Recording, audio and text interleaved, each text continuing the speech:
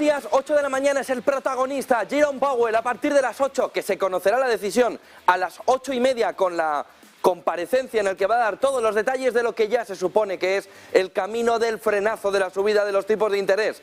0,25 puntos básicos, va a llevar los tipos al 4,75, 4,50, 4,75.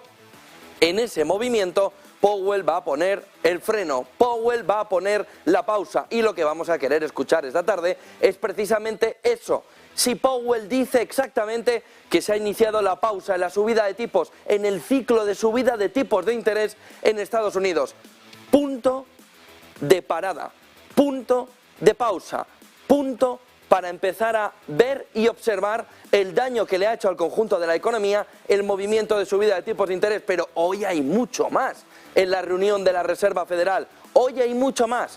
Por ejemplo, que Bullard sale de ese comité del FONC, 4 miembros salen, Bullard entre ellos, 4 miembros entran, Harker entre ellos, al movimiento de toma de decisión dentro del FONC, ese conjunto de miembros que tienen que decirle a los ciudadanos hasta dónde van los tipos de interés.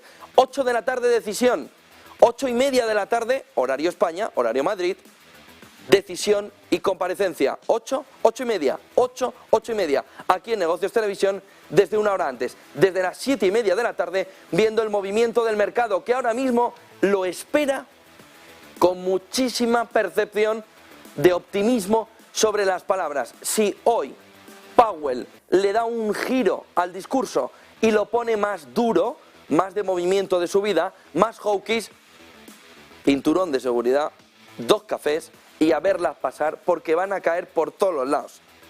Ojo al discurso de Powell. El mercado da ahora mismo prácticamente un 100% de opciones a que Powell va a poner hoy la pausa.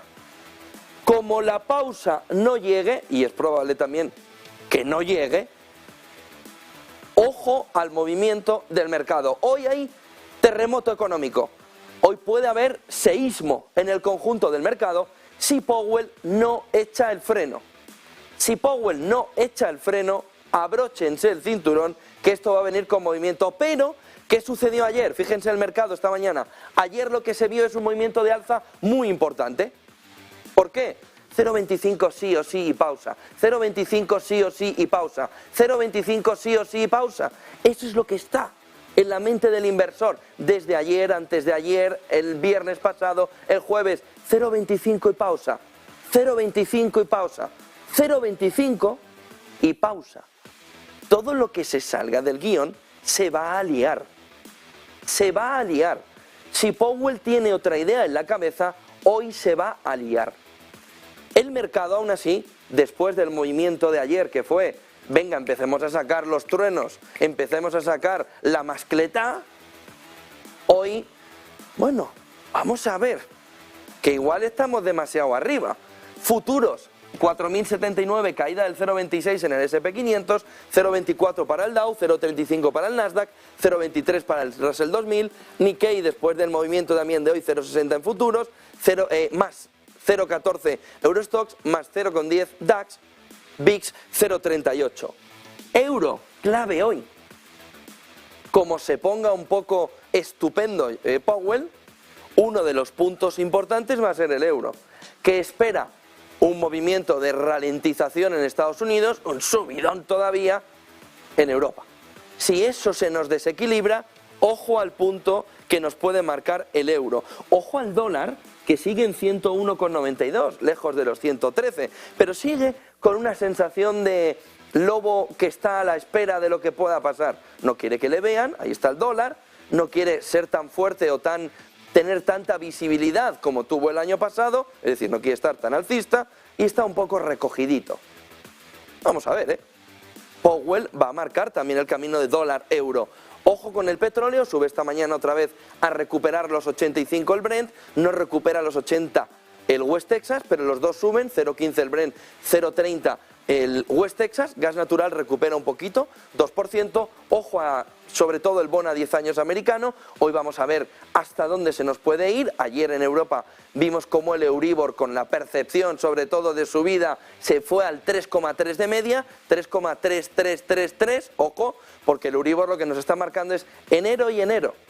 El que tenía la hipoteca en enero del año pasado en variable, no la cambio, no la cambio, no la cambio, ya no la puedo cambiar. Y se ha plantado en enero, cada 139.000 euros, 250 más que hay que pagar. Si lo tiene de 139, tiene los cálculos hechos. Si no, empiece a multiplicar como en enero el que ha renovado, bueno, el que le han renovado las condiciones, le han dicho, espera, tú no te muevas mucho, aquí, ¡pum! Y le han metido ahí el movimiento de subida.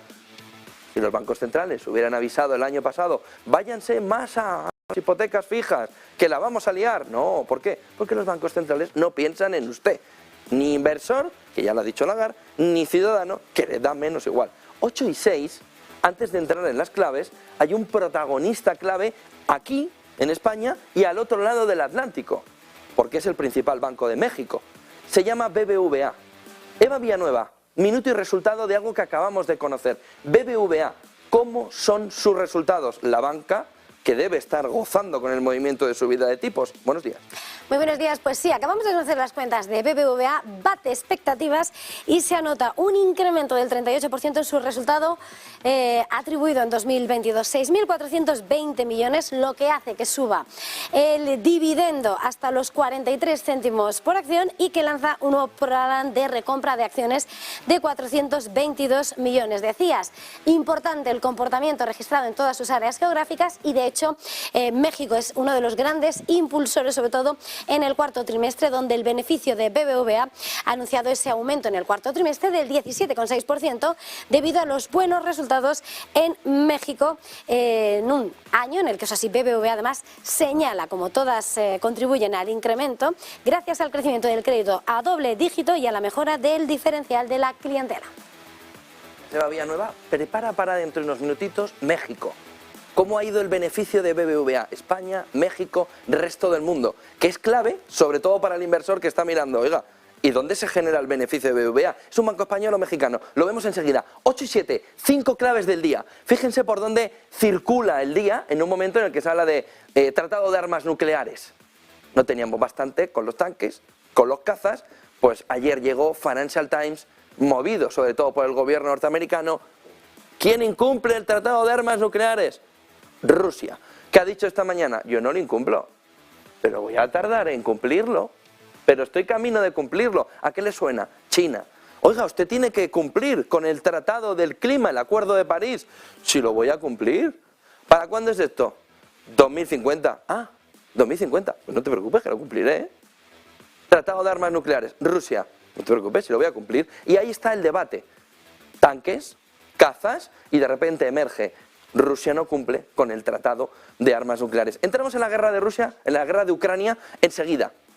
Pero 5 claves en lo puramente económico y entramos en las claves también del entorno de ese cisne negro que va caminando hacia el mercado. El punto fundamental está en la FED. Hoy no hay dudas, no hay sombras, no hay nubes que nos tapen al sol. El sol es Powell. Y hoy todo el mundo mirando al sol con gafitas, para no fastidiarse los ojos, en el que hay que mirar qué dice, cómo lo dice, hasta dónde van los tipos de interés. Lo importante no es el movimiento 0,25, que sí que lo es. Lo importante es el camino de pausa. Si no hay pausa, no hay lío. Como haya pausa, pivote, hay que ver cuándo empieza el lío. Pero si dice que va a continuar al menos con una subida de 0,25 puntos básicos, jarro de agua fría para el mercado. No espera para nada eso.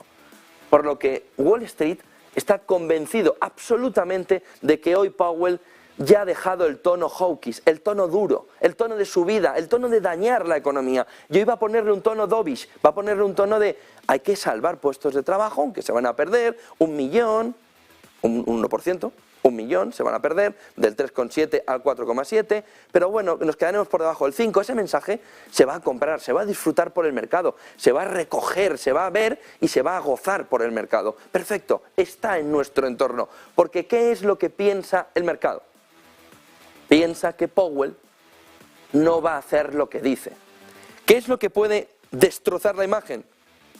Que Powell venga y diga, no estés contra la FED, cálmate, sé manso y misericordioso con la FED, voy a hacer lo que me dé la gana. Y lo que me dé la gana es que voy a subir los tipos todavía más. Si la FED dice el mensaje de no actúes contra la FED, ¿qué estás pensando en tu cabeza, pobre inversor? Yo soy el que manda. A partir de ahí empieza la caja de los truenos bajistas. Ojo, porque el yin y el yang lo tenemos planteado. El mercado espera esto, pero ¿qué piensa Powell? ¿Qué piensan los miembros de la FED? ¿De verdad están en línea con el mercado? Porque en la última reunión no lo estaban. En las actas de la FED no lo estaban. En el libro beige no lo estaban. En todo ese entorno, ¿hasta qué punto la FED y los inversores están coincidiendo al 100%? No juegues contra la FED, le puede decir hoy Powell al mercado, que puede haber estado ensoñándose con que la FED va a hacer algo que no va a hacer, que es parar ya. O parar y luego pivotar. Y si la parada dura un año, no hay parada y pivote. Por lo que escuchar a Powell, escuchar a Powell, escuchar a Powell. Hoy la clave es escuchar a Powell. No hay otro camino. Powell, Powell y más Powell. Hasta Lagarde va a poner el foco en escuchar detenidísimamente a Powell. Porque en función de lo que haga Powell, ella tiene que hacer más para apuntalar al euro. Porque el euro es inflacionario o deflacionario. La pena es que lo hayan descubierto en agosto del 2022 y no en abril, en febrero o en marzo. Powell, Powell, Powell. El mercado solo tiene ahora mismo una obsesión. Se llama Jerome Powell. Veremos mañana. PIB de la eurozona. Tenemos a Italia entrando en recesión. Tenemos a Alemania entrando en recesión. Tenemos a Francia sorprendentemente fuera de la recesión. Y tenemos a España, que tiene un capítulo aparte, que vamos a tratar dentro de unos 15 o 20 minutos cuando primero recibamos a David Cano de Analistas Financieros Internacionales. Lo vamos a tratar en detalle, sobre todo con la información que ha publicado El Debate, en el que saca los colores al Ministerio de Economía y pone de relieve lo que les venimos diciendo desde más o menos junio del año pasado. Y es que están actuando de Mr. Proper con los datos económicos. Es decir, se los están inventando. Vamos, en términos de un buen dirigente socialista, están haciendo una fake news de cada uno de los principales datos económicos que el gobierno pone encima de la mesa. De tal manera que a partir de ahora sí que hay que hacer dos cosas. Uno, la nota de prensa que le debe redactar un periodista avezado a Nadia Calviño. Fuera. No vale. Hay que alejarla. Es de lo peor que te puedes encontrar ahora mismo en términos económicos. El que la haga, fantástico para los términos manipuladores, horrible para el inversor. Nota de prensa del Instituto Nacional de Estadística, fuera. Datos del Instituto Nacional de Estadística, venid a nosotros. La que le han jugado los técnicos a la nueva directora puesta a dedo por Nadia Calviño para poder hacer lo que le dé la gana con el Instituto Nacional de Estadística es, bueno, para hacerles un premio a nivel internacional, que es, ¿tú quieres sacar esta nota de prensa? ¿Cuánto dices que crece España? Un 5,5% y toda Europa, 5,5%, Bloomberg, Financial Times, sobre todo el país, 5,5%. ¿Pero qué dice de verdad los técnicos del Instituto Nacional de Estadística? Que no llegó el crecimiento ni al 3%. De tal manera que esta nota de prensa, ¿quién la ha hecho? ¿Bajo qué órdenes? ¿Y por qué no está hoy ya despedido? Y si pueden, la ministra por el camino, que ha permitido una manipulación grosera de los datos de crecimiento de España. Lo tratamos en 15 o 20 minutos porque tiene tela y hay que tratarlo con profundidad. Sobre todo leyendo la explicación que en el debate se hace de lo que ha sucedido. Que ese artículo es para darle un premio de periodismo económico. Es decir, la APIE, Asociación de Periodistas de Información Económica, tiene trabajo. Tiene un periodista económico que se merece un reconocimiento extraordinario este año. Extraordinario en el sentido de especial, solo para él. Y nosotros haremos porque se lo den. Porque el artículo que ha sacado, en contra sobre todo de la presión de todos los poderes fácticos, que son los de gobierno, no otros, es espectacular. Lo tratamos enseguida. El mejor enero en décadas. Sobre todo bolsa española, disparado, Europa, con el cambio de foco, Europa está gustándole al inversor, pero SP500 6,17 en el primer mes del año. El año pasado se dejó un 5,25. Este año hacia arriba un 6,17. ¿Es suficiente para anticipar un año positivo en el mercado? Más del 50% de las veces ha sucedido, pero más del 50% es poca probabilidad para decir que eso es una tónica absolutamente general. Pero es un muy buen comienzo, es un comienzo fulgurante, es un comienzo que sobre todo cambia el ánimo del inversor, que venía de una depresión absoluta y ha podido hasta dejarse las pastillas, económicamente hablando, para poder ver al mercado sin que le dé un espasmo cada vez que lo miraba. Por lo que solo el cambio de actitud a la hora de ver un mercado que ya vuelve a recuperar el tono, ya es una muy buena noticia de inicio en el sentimiento. Lo que pasa es que los bancos centrales van a marcar que esto de verdad se convierta en una realidad. Hoy y mañana cumbre España-Marruecos. Esto nos ha aparecido de repente, es verdad que estaba anunciado. Ojo porque la COE no va por el último punto del día. Ha dicho Garamendi, ¿a dónde vas? A Marruecos. Ah, vale, pásalo bien. ¿No te vienes? No. Vete con Sordo, Unai Sordo, y vete también con UGT y disfruta el viaje. Y con Yolanda Díaz. Iros tranquilamente. ¿Para qué necesitáis a la patronal? Si para los temas con los que de los que tenéis que hablar no queréis hablar con la patronal, marcharos a Marruecos solos. La gran ausencia es que en la cumbre, sobre todo empresarial, de España y Marruecos, la patronal no va. O por lo menos el presidente dice, allí te vayas. Muy bien, claro. A ver cuántos puestos de trabajo sacan solo el gobierno en Marruecos. Política energética, clave fundamental. Marco empresarial va a ser muy complicado, porque no están los empresarios para tonterías. Entonces, oye, todos los puestos de trabajo que los sindicatos puedan crear, que los creen en Marruecos. No solo son libres, sino son bien recibidos. Que vayan Unai Sordo, que vaya UGT, que vaya también Yolanda Díaz y nos traigan todos los puestos de trabajo de las inversiones récord que va a haber entre España y Marruecos este año. ¿Quién mira de reojo? El principal proveedor para España de los últimos tiempos, ahora ya no, es Estados Unidos, que es Argelia energéticamente, que tiene un nuevo amiguete, en este caso amigueta, que es Italia, que es Giorgia Meloni, que es la que de verdad está aprovechando los errores en política exterior española de Sánchez. ¿Quién tiene la energía en un momento en el que se necesita? Bueno, la tiene Estados Unidos, pero un poquito cara, ¿eh? ¿Quién otro tiene la energía? Argelia. Bueno, Argelia para España menos ya. ¿Por qué?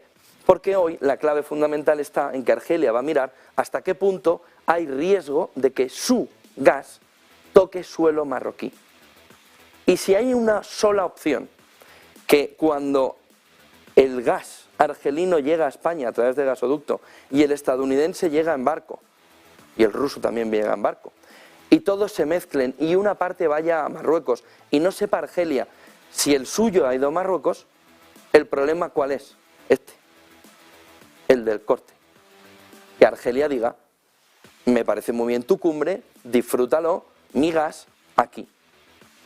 Ojo con el movimiento y las consecuencias que pueden tener la cumbre entre hoy y mañana, en la que se baja a Marruecos Pedro Sánchez para intentar una cumbre económica con el nuevo gran socio estratégico, la acaba de hacer con Macron, baja ahora a Marruecos. Sánchez está en lo internacional, porque en lo nacional ayer le dieron por un lado, por otro, económicamente hablando, venga y venga y venga y venga, como no se veía desde hace tiempo a un presidente del gobierno darle el principal partido de la oposición. Feijóo, que no es precisamente un tío económicamente muy allá, le dio por todos los lados. Le sacaba un dato, se lo tiraba al suelo. Le sacaba otro dato, se lo tiraba al suelo. Le sacaba otro dato, se lo tiraba al suelo. Le sacaba otro dato, se lo tiraba al suelo. Sobre todo por una razón. Es que la mayoría son mentiras. Es que es muy fácil. Mentira, mentira, mentira, mentira, mentira, mentira y mentira. ¿Y saben lo peor? Es que es verdad, es que es mentira. Por lo que ayer Feijóo le dio a Sánchez hasta en el carnet de identidad. ¿Qué ha hecho? Me voy a Marruecos. Que por lo menos allí me aplauden cuando voy. 8:19, enseguida recibimos a David Cano. Y la subida del salario mínimo. 8%, 1.080 euros. Con la primera subida subió Piensen que hemos subido un 40%. Miren el siguiente gráfico. Con la primera subida del salario mínimo en esta legislatura, que lleva ya una subida del 47%, estábamos en los 735,9 cuando llegó Sánchez, estamos, o lo va a dejar al menos en 1.080 euros, subida del 47%, con la primera subida hubo un porcentaje de quedarse sin el puesto de trabajo, es decir, sin los 735,9 más la primera subida, hubo un porcentaje que creció hasta entre el 20 y el 30% de quedarse sin el puesto de trabajo. Ahora los economistas están analizando hasta qué punto el empresario en un momento de subida de costes va a hacer un movimiento de decir, ya no puedo aguantar más subida del salario mínimo interprofesional. ¿Cuántos puestos de trabajo se pueden quedar por el camino en este entorno? Desde el gobierno va a decir, esto es lo mismo que nos decían y hemos generado puestos de trabajo, pero menos horas trabajadas. Más puestos de trabajo, menos horas trabajadas. Lo que significa que no todo es oro lo que reluce en los datos que nos enseñan de empleo. Pero bueno, es evidente en un entorno donde la mayoría es mentira. 2,3, 2,5 millones de trabajadores van a estar afectados por la subida que pasa de tener, de cobrar 1.120 euros más de los 14.000 que cobraba, se va el salario hasta 15.120, bruto, falta el coste empresa, y tenemos por otro lado el carácter retroactivo. Como no se ha aprobado todavía, que necesita un camino parlamentario, un camino legislativo, se va a hacer con carácter retroactivo del 1 de enero de este 2023. De tal manera que tenemos la foto, estos son votos, estos son los votos, 2,3, 2,5, y a partir de ahí, pues vamos a ver qué pasa. ¿Qué le falta a la foto? El que paga. ¿Dónde está el que paga aquí? ¿Dónde está? ¿Por qué? Porque no les importa, porque les da lo mismo. Si hay un movimiento de caída de empleo, esta foto va a servir al gobierno para decir es culpa de los empresarios. Y entonces tendremos ya el cerrar el círculo del chivo expiatorio, banca, energéticas y empresarios en general. Y así ya tenemos a toda la fotografía para presentarle a las elecciones, somos los buenos, y ahí enfrente hay unos malos que no quieren pagar 1.080 euros y que no quieren la subida del 47% de la legislatura que se ha hecho. Da lo mismo la productividad, da lo mismo la situación de la empresa, da lo mismo todo. Votos, votos, votos. Igual que estamos en Powell, Powell, Powell, votos, votos, votos, que es 2023. Enseguida entramos en las 5 claves, más o menos, que nos deja la guerra de Ucrania. Antes, David Cano, analistas financieros internacionales. David, muy buenos días. Hola, ¿qué tal? Muy buenos días. Powell esta noche, clave fundamental para el inversor. ¿Qué se nos puede escapar del discurso o dónde tenemos que estar muy centrados dentro de un movimiento en el que se espera que Powell haga 0,25 y un tono más dovish? ¿Qué puede suceder hoy que nos tire por tierra todo?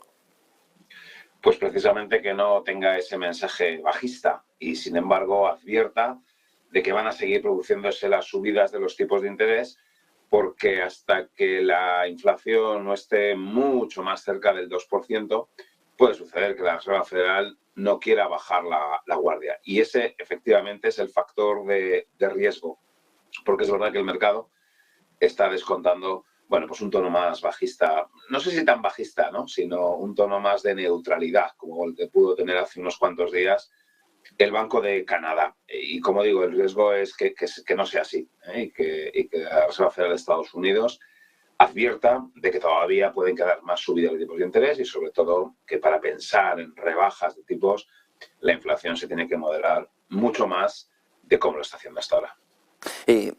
¿Tendrá la Fed datos que apunten a que de verdad la inflación va a llegar a un entorno del 2%, aunque sea en el inicio de 2024? Porque si no es así, todo este movimiento del inversor tampoco tiene sentido, David, ¿no? Sí, vamos a ver, el escenario central es que la inflación se va a ir al 2% en la parte final de este año. Y como digo, ese es el escenario central.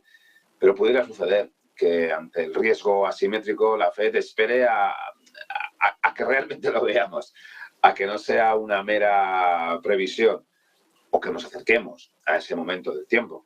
Estamos diciendo que va a ser a finales de este año, todavía quedan muchos meses para que eso suceda, ¿no? Por tanto, yo creo que no hay duda de que todos los modelos apuntan hacia esa reconducción de la inflación, hacia el objetivo del 2%, pero dentro de unos cuantos meses, y es posible que la Reserva Federal prefiera ganar un poco de tiempo. ¿Acaso tendría que acelerar una potencial rebaja de tipos de interés si el ciclo económico mostrará señales más preocupantes de crecimiento económico? Pero por ahí no son preocupantes. Se acumulan las señales, las evidencias de pérdida de dinamismo de la economía de Estados Unidos, pero no como para pensar que hay una recesión, o no como para acelerar o adelantar una potencial rebaja de tipos de interés, ¿no? Que eso es el elemento que podría acelerar, como digo, adelantar esa rebaja de tipos, que en Estados Unidos hubiera una inflación que se hundiera muchísimo más rápido de lo esperado, o hubiera una economía que se hundiera, y ninguna de las dos cosas pensamos que se va a suceder. Y tenemos que recordar que es que hace apenas un mes o hace apenas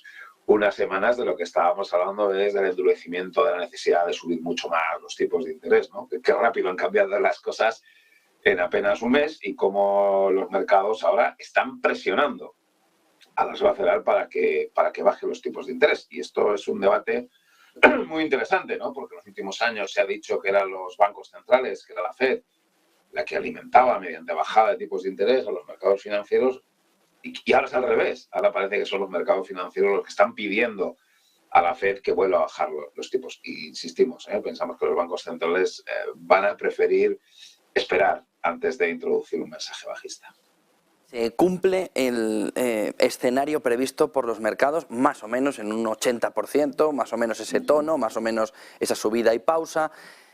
¿Enero es la guía de este 2023 aunque tenga altibajos? ¿O enero puede ser una trampa en un escenario, en un año donde la geopolítica tiene un poder muy fuerte en el mercado, donde no está tan claro que todo se vaya a cumplir al pie de la letra, pero el inversor debe tomarse la pausa y ese mensaje dovish como el pistoletazo de salida junto con enero de que hay que irse a muerte a por la renta fija porque ha llegado el momento, y a por la renta variable, incluido el growth, porque suenan cantos ya de sirena de esto empieza y ya te vas a quedar atrás?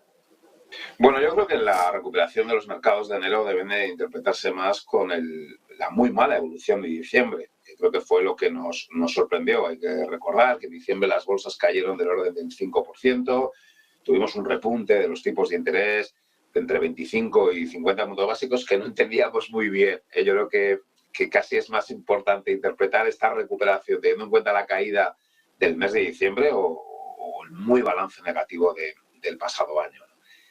Evidentemente, si el ciclo aguanta, si los bancos centrales no suben, bueno, es un caldo de cultivo como para pensar que en la renta fija sí que hay valor, y que hoy comprarse un bono que depende del emisor y depende del plazo, pero entre el 2 y el 5%, bueno, uno puede pensar que tiene rentabilidad en renta fija.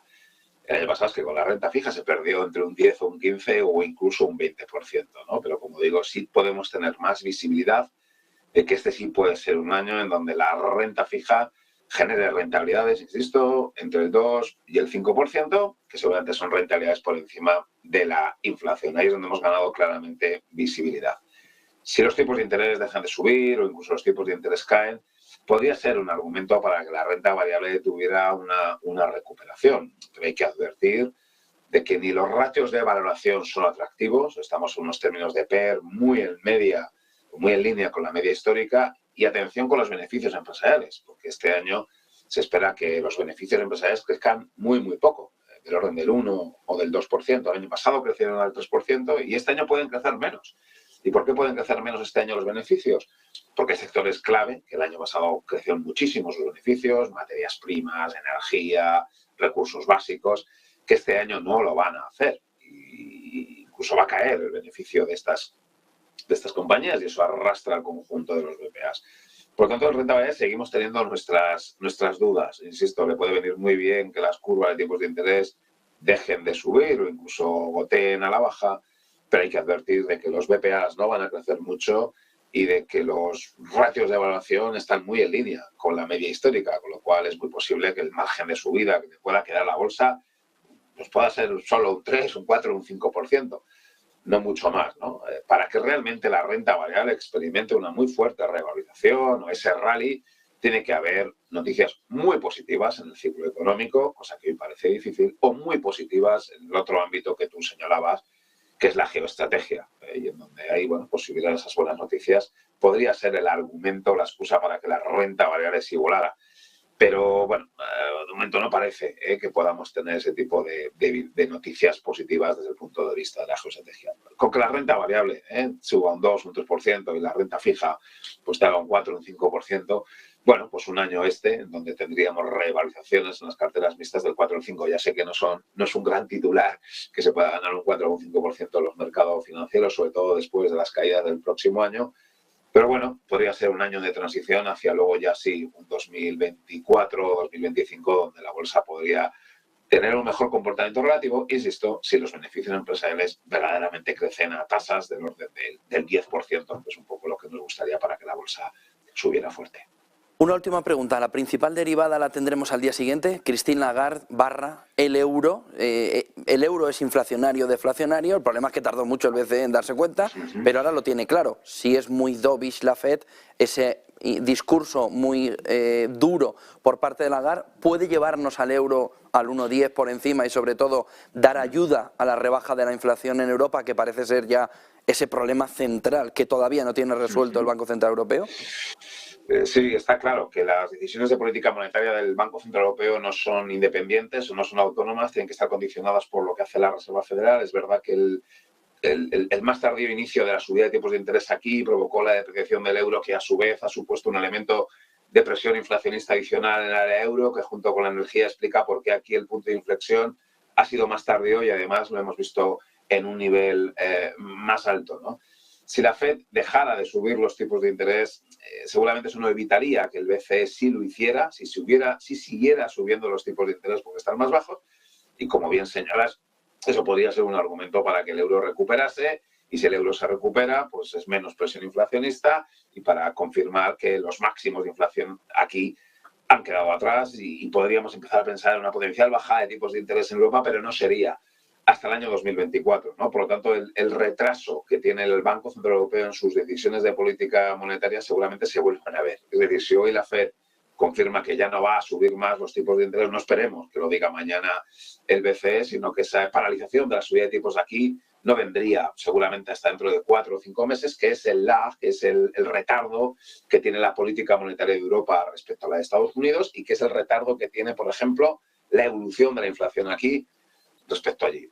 Muy bien, lo has apuntado, es clave a la hora de interpretar y de tratar de anticipar qué va a pasar con la inflación, qué va a pasar con el tipo de cambio del dólar euro, ¿no? Y es verdad que el euro está algo infravalorado o que el dólar está algo sobrevalorado y si se va reduciendo el diferencial de tipos de interés, pues algo tendríamos que ver de un movimiento a favor del euro, e irse hacia niveles, efectivamente, pues de 1,14, 1,15, que estarían condicionados, como digo, a esa reducción del diferencial de tipos de interés entre Estados Unidos, que ojalá dejen de subir los tipos de interés, y aquí, que lo seguirán subiendo, pero seguramente dejen de subirlos, pero allá por mayo o junio, cuando se hayan alcanzado tipos del 3,5 o 4%.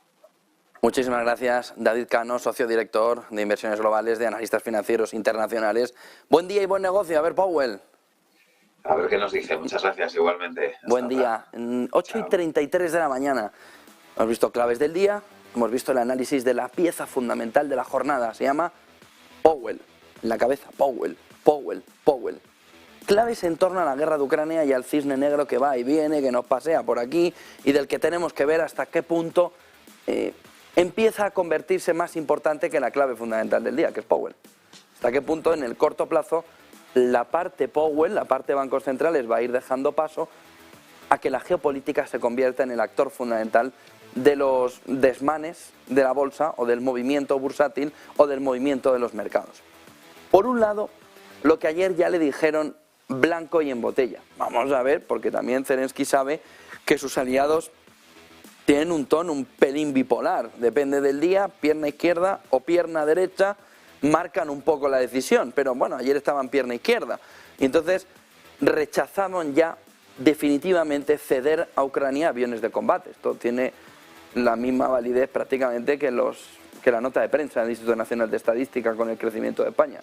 Sirve para los tuyos, el país, pero cuando revisas un poquito ves que aquello No, pues lo mismo.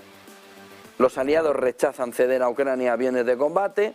Es un duro golpe a Zelensky si se produjera de verdad. ¿Quiénes han dicho que no? Estados Unidos, evidente. Tiene los aviones Lockheed Martin, los F-16. Ya ha dicho Zelensky, estos aviones, este es bueno, el que lleva el de Tom Cruise, ¿no? El F-16, tráemelo para acá. No, estos no me terminan de gustar, me gusta el de Maverick. Este es chulo. F-16, si tiene que elegir, pues elige el mejor. Estados Unidos tiene que cederlo.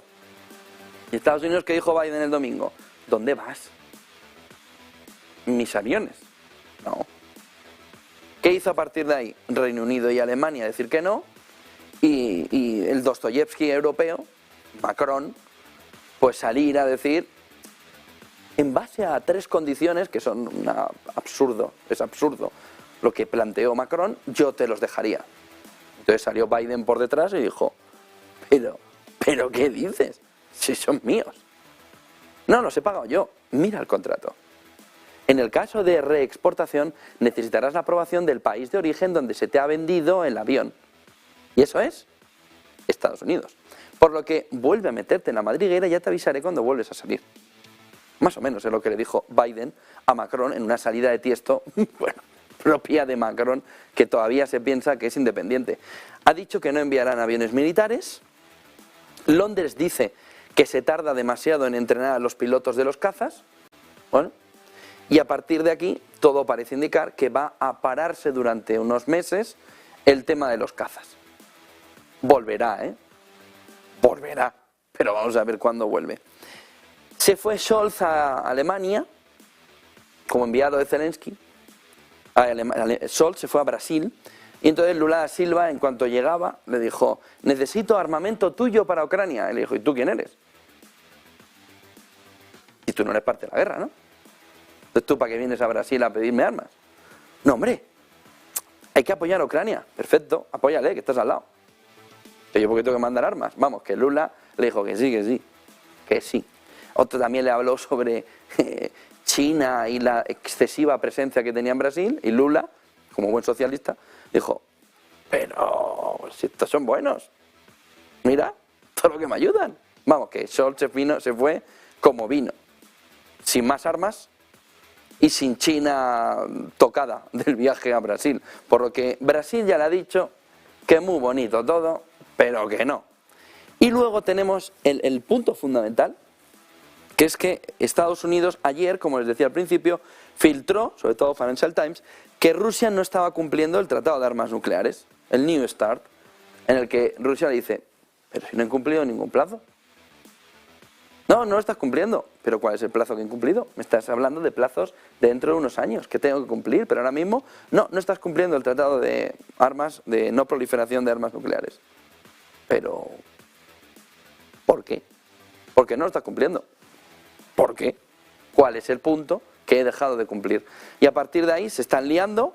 El embajador ruso en Estados Unidos ha dicho que es intoxicación, que eso no es así, que no hay ningún punto en el que se esté incumpliendo el Tratado de Armas Nucleares, el New START, y Estados Unidos, sin embargo, dice, lo estás cumpliendo, lo estás incumpliendo. Y ahí estamos. Tanques, cazas y ahora armas nucleares para tener toda la fotografía completa. Miren el siguiente gráfico, que nos marca también esta mañana las palabras de Stoltenberg en Japón en la jornada de ayer. ¿De quién habló? ¿De Rusia? No. Rusia es un punto en el camino general que se llama China. La anécdota es Rusia. El problema principal es China. Y Stoltenberg lo tiene clarísimo. Stoltenberg, hablando de Stoltenberg, como si habláramos de alguien... No, Occidente. Y sobre todo Estados Unidos. La OTAN es Estados Unidos, con unos amigos. Entonces Stoltenberg, que habla por parte de Estados Unidos, habla por lo que le dice Estados Unidos. Von der Leyen es que ya ni aparece, está desaparecida. No se sabe dónde está, ni dice nada. Es Estados Unidos. Macron sale de vez en cuando, pero Von der Leyen, ¿cuándo es la última vez que escucharon a Von der Leyen? Biden le dice a Stoltenberg en su visita a Japón, oye, lo importante no es Putin, lo importante es Xi Jinping, es Taiwán, es el contexto con China. Y dice estas dos cosas que son muy llamativas a Kishida, a Japón. Si el presidente Putin, bueno, Rusia, pero son palabras textuales, si el presidente Putin gana en Ucrania, se enviará el mensaje de que los regímenes autoritarios pueden alcanzar sus objetivos mediante fuerza bruta. Esto es peligroso. Bueno, a partir de aquí está muy bien. Pero hay que añadirle que dice Stoltenberg, lo que ocurre hoy en Europa podría ocurrir mañana en Asia Oriental. Ah, ya está desviando el foco. ¿A dónde? A Taiwán. ¿Cuál es el punto final de las palabras de Stoltenberg? China está aprendiendo de lo que está sucediendo en Rusia. Está aprendiendo en los términos económicos, quiero comprar oro porque me van a quitar todas las reservas. Está aprendiendo China de todo el movimiento bélico, quién apoya y quién no apoya. Es una fotografía, dice Stoltenberg, perfecta para China, para entender, ya están todos puestos en el ajedrez. Ya no me quedan peones sueltos que puedan estar en un equipo o en otro. Ahora ya tenemos una marca perfecta. De tal manera que Stoltenberg, el mensaje que planteó ayer en Japón es: China está utilizando la guerra de Ucrania para saber qué le puede pasar a ella y prepararse de antemano, dijo el oficial estadounidense el fin de semana en NBC, 2025 hay sí o sí choque China-Estados Unidos. China está aprendiendo en la guerra de Ucrania, viendo la posición de Rusia, qué es lo que le va a suceder de manera anticipada si, como Stoltenberg prevé, antes o después hará un movimiento, ¿dónde? En Asia Oriental. Por lo que la visita ayer de Stoltenberg a Japón tiene muchísima importancia, porque lo que está planteando ya son las bases a futuro de lo que se está disputando en la guerra de Ucrania, que no se enmarca solo en la guerra de Ucrania, sino que se enmarca en un cambio geopolítico a más largo plazo, que incluye sobre todo como actor principal no a Rusia, sino a China, y que pone en alerta también a Occidente de que al enemigo que aún no ha hecho nada, también hay que ponerle ya en una especie de burbuja, porque antes o después lo va a hacer. Una especie de Minority Report de la geopolítica internacional. Una especie de, este va a hacerlo, pues vamos a por él antes. A lo que se pueden imaginar lo que dice China, oiga, pero ¿de qué está hablando Stoltenberg? El cabreo en China con la visita y las palabras de Stoltenberg ayer ha sido mayúsculo. ¿Por qué? Porque estás preconcediendo ya una actuación de China que no se ha producido. Minority Report en la estrategia geopolítica internacional. Usted va a delinquir, nos vamos a por usted antes de que delinca. ¿Y cómo lo sabe? Pues porque aquí hay tres que nos dicen que lo va a hacer. Oiga, pero si esos tres igual no le están diciendo eso, ¿qué más da? A por ellos. Bueno, parte de 5 claves, tenemos geopolítica, vamos a gráficos del día y entramos en el crecimiento de España. El fake crecimiento de España. Lo contamos enseguida. Mañana reunión del Banco Central Europeo, hoy FED, balance del Banco Central Europeo y ahora ya sí, se nota una caidita importante. Esto es profundamente deflacionario, esto era profundamente inflacionario, esto es profundamente deflacionario, pero esto también es profundamente negativo en el mercado por la cantidad de dinero. Vamos a ver, porque ahora mismo no se está viendo ese efecto. Miren el siguiente gráfico, que nos marca también esta mañana de qué manera el Producto Interior Bruto de cada uno de los países en términos intertrimestrales, que son los que nos marcan 2 en negativo, pues nos vamos a una recesión. Italia y Alemania. Ayer cambió la fotografía cuando el conjunto europeo vio que gracias sobre todo a Italia y a España, el movimiento del crecimiento general de Europa era positivo. En este gráfico de Bloomberg se ve perfectamente cómo ha esquivado el primer golpe de recesión Europa. ¿Gracias a quién? A Francia y a España. Al menos en los datos. El Excel lo aguanta todo, como van a ver enseguida. Miren el siguiente gráfico, que nos marca esta mañana dónde están poniendo los alemanes los esfuerzos de patrimonio a medio y largo plazo. ¿Dónde está el valor seguro para un alemán ahora mismo viendo este gráfico? En el oro. Este es el movimiento de crecimiento, sobre todo desde un movimiento que había de más renta variable, más casas, más renta variable, más casas, más patrimonio asegurado en el entorno de valores más volátiles, a la vuelta, sobre todo en el coronavirus y en este último año 2022 de caída del mercado, al oro. El crecimiento, sobre todo, demanda que Alemania ha hecho de oro para tener patrimonio resguardado por lo que podía suceder, sobre todo en el 22, vamos a ver en el 23. Pero el movimiento es de cambio de tendencia ya definitivo entre lo que había antes de la entrada del coronavirus y del 2022 barra entrada en recesión, sobre todo en la Alemania, que ya tiene un trimestre negativo, caminando hacia que el oro es el valor fundamental, no lo refleja el precio. Pero piensa en una cosa que nos decía Germán Vega de Lombardía, de CMC Metales Preciosos, hace un par de semanas, en el que vino aquí a darme la bronca con el tema, pero tenía toda la razón el hombre, tenía razón. Si ustedes cogen el precio del oro en libras, no cogen el precio del oro en dólares, que el dólar está muy fuerte, en libras ya está en máximos históricos, está ahí, en el momento de chocarse con el máximo histórico. ¿Por qué? Porque el cambio monetario es importante.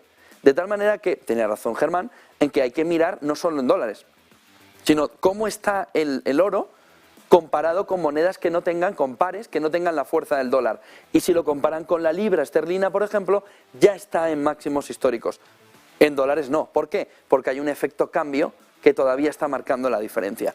Pero la clave fundamental es la fotografía de que en Alemania los alemanes no es que se hayan despertado y hayan dicho todos a comprar oro, es que llevan un tiempo ya pensando oro, oro, oro, oro, oro.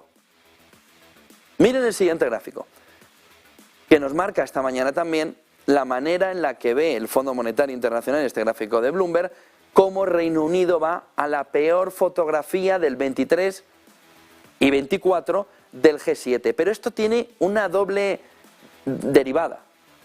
No es solo el peor país del G7, es que el Fondo Monetario Internacional para 2023 le da peor dato a Reino Unido que a Rusia. Reino Unido se coloca con el dato, con el informe del Fondo Monetario Internacional de esta madrugada, no del anterior, se coloca en el último lugar de los países en crecimiento del G7, pero también incluso por detrás de Rusia.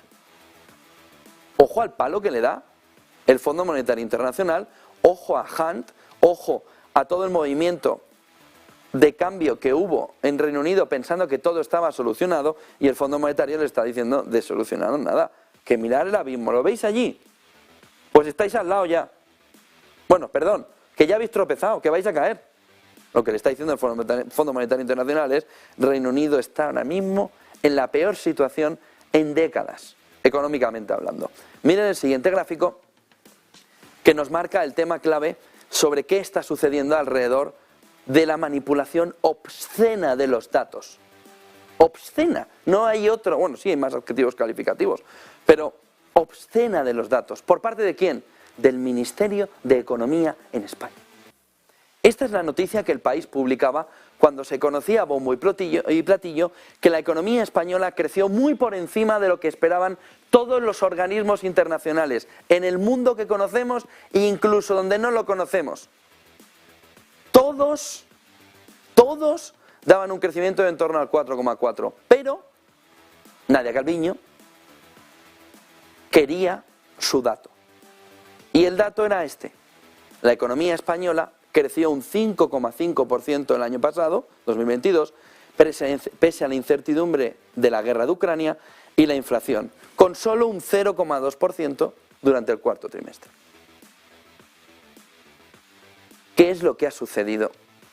No solo para que se hayan equivocado los analistas, que se pueden equivocar, más se equivocan, sino para que España, donde solo tienes que salir a la calle para ver que la situación ya empieza a no ser tan bonita ni tan buena, haya dado un dato de crecimiento a bombo y platillo que sirvió para que ayer intentara Sánchez salir al paso diciendo somos la Champions League española, pero a su manera. 5,5%. Miren, si España estuviese creciendo al 5,5%, esto sería un escándalo. Seríamos, bueno, de todo. Pero ¿cuál es la realidad de lo que está sucediendo? Y entonces, a partir de aquí, ayer, empieza a circular, bueno, se pueden imaginar el cabreo que tiene el Ministerio de Economía, que les han levantado todo, le han dicho, mire, le vamos a levantar aquí esta sabanita, toda la porquería que tienen aquí abajo. ¿Quién la saca? Este buen hombre, que se merece un premio aquí a nivel nacional, para que no la ha publicado en El País, la ha publicado en El Debate, y no se la ha publicado a un gobierno del PP, sino se la ha publicado a un gobierno socialista. Entonces, pero fíjense la fotografía. La fotografía, vénganse aquí a un plano más grande, que veamos las dos pantallas. La fotografía es el establishment, las élites, dicen que España, a través de su periódico, que en este caso es El País, en España, creció un 5,5 el año pasado.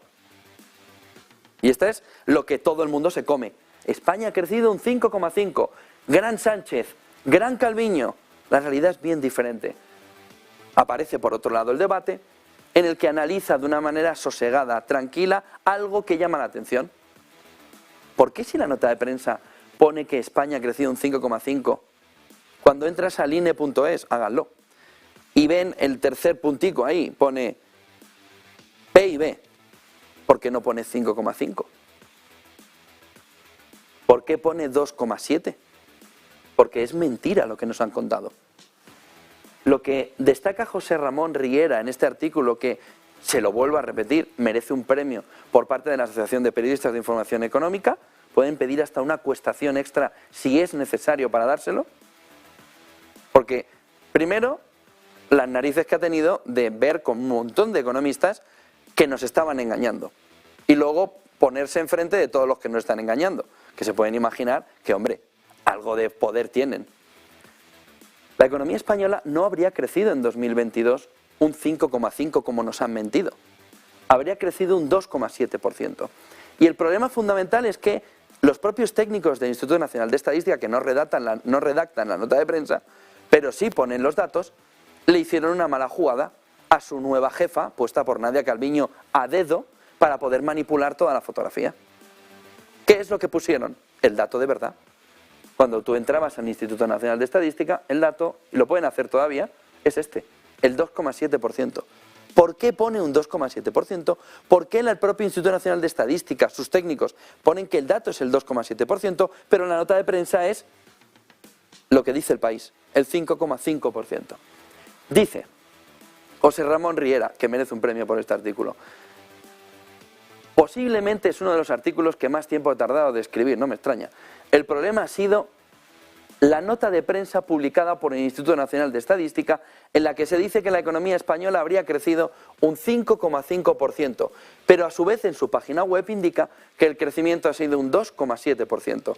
Les salto toda la parte en el que explica, solo tienen que entrar en INE.es, buscan PIB y ahí tienen la fotografía en la que se quedan anonadados. El PIB español, publicado por el INE, por el Instituto Nacional de Estadística, es de un crecimiento sobre 2021, que es el dato, del 2,7%. Es mentira que sea del 5,5%. Hasta aquí todo parece claro, excepto la nota de prensa, que además de ser descabellada, es un artilugio, dice el autor del artículo, para despistar a tirios y troyanos. ¿Qué es lo que sucede? Miren, en lugar de en valor absoluto, nos dicen que la situación de cada uno de los componentes en un índice base 100 ya se ha deflactado con la inflación. Y empieza la fiesta, la juerga. Y es lo que vamos a ver a continuación. Y nos explica en este artículo del Debate. En los datos adjuntos, que los pueden ver en el artículo aquí, se puede observar que cerramos el 2021 con un PIB de 107,27, mientras que el primer trimestre del 2022 termina con un índice de 107,25, es decir, un crecimiento del 0. Primer trimestre. Para conseguir el dato del crecimiento del 0%, el consumo crece un 0,1, las inversiones caen un 4,7 y las exportaciones que suman crecen un 3,3. Las importaciones restan en el cálculo del PIB, las importaciones que nos restan en el cálculo del PIB crecen un 1% y dejan neutro el Producto Interior Bruto. Vale. El consumo supone casi el 75% del PIB y por eso el crecimiento del 0,1 influye en que el PIB se quede a cero. Es importante este dato. El consumo supone el 75% de la suma. por lo que ese crecimiento del 0,1 lo deja tiritando. A partir de ahí, en el segundo trimestre, el PIB llega a 109,66. Estábamos en 107,25. Sube hasta 109,66, lo que supone un crecimiento del 2,2. Y eso se consigue con un crecimiento del consumo del 1,4, que pesa el 75%, y una inversión del 1,2%, y de las importaciones, que crecen más que las importaciones. Tercer trimestre. Venimos del 109,66 y nos vamos al 109, del 109,66 al 109,89, gracias a que el consumo todavía aguanta y crece un 1,7, pero de nuevo la inversión cae. El alto crecimiento de las importaciones, el bajo crecimiento de las exportaciones nos coloca en un pírrico crecimiento del 0,2. Cuarto trimestre. Aparece el miedo a la bajada del consumo, con una caída del 0,8. Comporta más del 70% de toda la cesta. De tal manera que, ¿cómo puede ser que con una caída del 0,8, sobre todo con unos hogares en España, que cae su consumo el 1,7%, y que la bajada del 6% de la recaudación del IVA en noviembre nos iba indicando que el consumo estaba, pero tocado, y mucho, en ese trimestre la inversión cae de nuevo un 1,2. Las exportaciones sufren con la caída mundial del consumo un 1,1 y afortunadamente las importaciones también bajan un 4,2. 1,1, 4,2 genera un gap positivo, lo cual permite que el PIB, a pesar, gracias a las importaciones desplomadas por culpa de la demanda interna, va hasta 110,14, un crecimiento del 0,2. Si sumamos los crecimientos de los trimestres, nos da que el crecimiento total del año ha sido del 2,7, que es lo mismo que calcular el crecimiento desde el 107,27 al 110,14. De diciembre del 2022, el 107,27. Por lo tanto, el crecimiento del 2,7 se ha conseguido gracias a un crecimiento anual del consumo del 2,4, con los hogares un poquito más arriba, con la administración pública poniéndole un 2% y con la inversión frenando con una caída del 5,5%. Aquí hay que destacar que no hemos llegado ni al 70% del presupuesto de inversión asignado por parte del gobierno, que habría mejorado el dato, pero 2,7, no 5,5. Las exportaciones son sin duda, dice, el apoyo al crecimiento del PIB, y este 2022 crece en un 7,5 en el diferencial, mientras que las importaciones, gracias al último trimestre, solo crecen un 2,3, 7,5 frente a 2,3. ¿Qué es lo que sucede con el dato?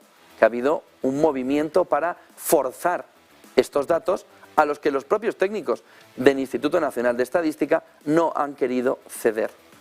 De tal manera que lo que ha sido es una manipulación del dato, buscando los términos nominales, buscando la deflactación de ese dato, para hacer que lo que era un dato malo para el conjunto de la economía española y que a nivel internacional se habría visto en donde estaban, en el entorno del 2,7, y gracias, el gobierno lo ha convertido, por arte de Instituto Nacional de Estadística, no por arte de magia, por arte de Instituto Nacional de Estadística, en un crecimiento del 5,5%, que, como nos dice José Ramón Riera en este artículo, que les pido que se lo lean,